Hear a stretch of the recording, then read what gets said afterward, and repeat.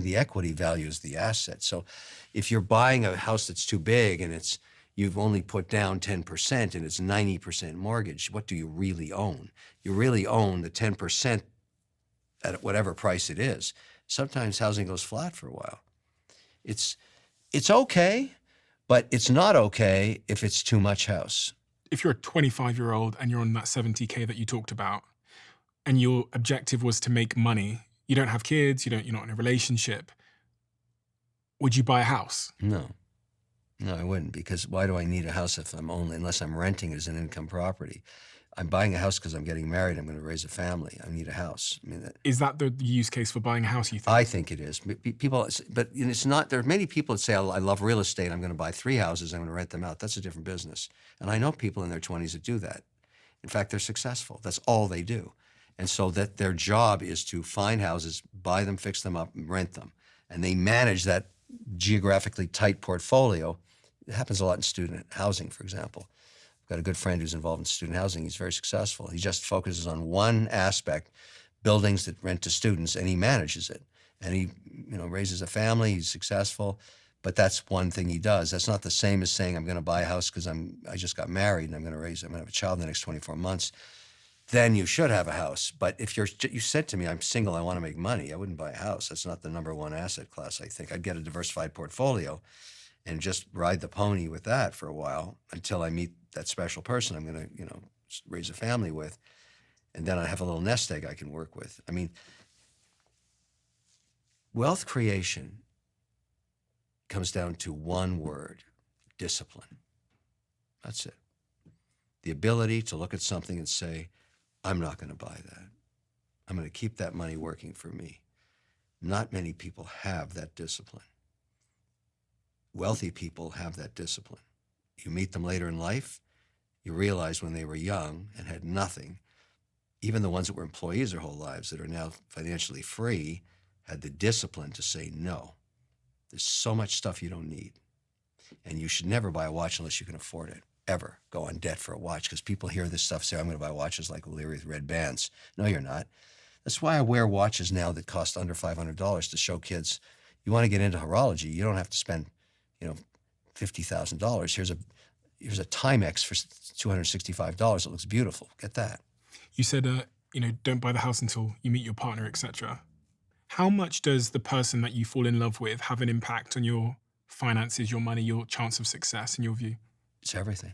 Are you kidding? I mean, it's everything. If you think about this.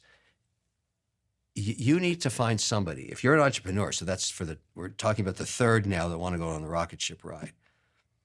You better find somebody that's willing to tolerate the fact that you're never home for the first 10 years.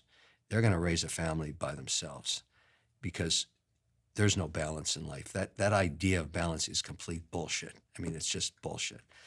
You have to work so hard to compete globally these days in every sector. You're going to work your ass off.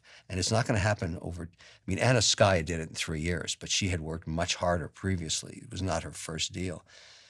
But she was just lucky. Was this the cat DNA? The cat thing. Yeah. But she's working again. She's back. She wants to work. That's what happens. You never stop working. But the thing is, that partnership, and this is what people don't get about marriage. Marriage is a business. I know people go nuts when I say that, but it's a business. And the first child you're going to have is money. It's going to be the first child, and it's going to sit at the table with you every day. It's there, it's sitting there. If you don't have money, you don't have a marriage. The reason people get married is to form a form of financial stability so that they can afford a family. And you have to figure out, I've been with my wife a long time, and we've been separated for a couple of years. But family's very important to me. So we got back together again, and our daughter got us back together, and we're very happy we did it. But we make financial decisions together. We always check in. Anything that's material. If we're going to do a renovation or something, and I respect her for that. I have a lot of respect for her because she doesn't just spend money. We didn't have any money when we started. We had nothing. And so that's why a great marriage can work, because you build it together. You really care about it. You care about your family. You also care about what you've created in wealth. And I consider my money her money, like, because she was the family that let me go and do this stuff. Now, I don't have the same relationship with our kids that she does because she raised them. But that's the thing you give up, and you have to give something up. That's it. You can be a great father, a great provider, but you're never going to have the closest that she had reading them stories when they were young. I wasn't there. But, the outcome has been good. I think everybody looks at that and says, all right, that's great. But my mother never believed in entitlement, and so I don't believe in it either. I'm not gifting my kids a ton of money. I want them to launch, and they've done that successfully. They gotta work. They gotta do their thing. I've heard you say before that the most important financial decision you'll ever make is who you'll marry. Yes, Why? because think of the geometric loss of wealth.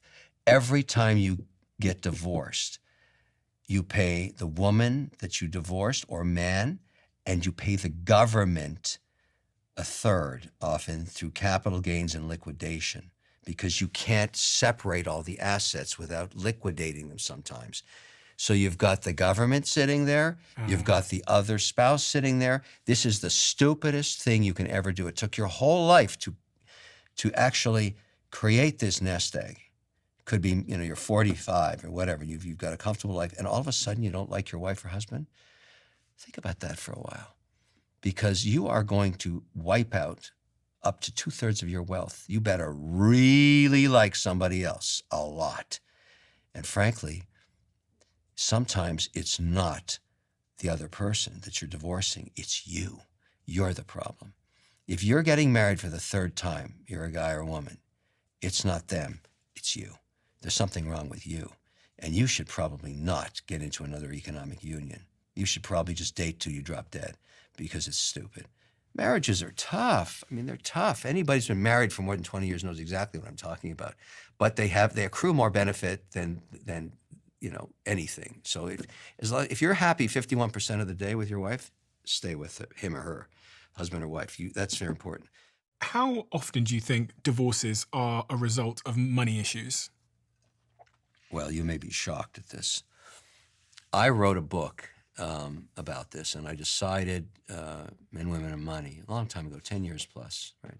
There it is.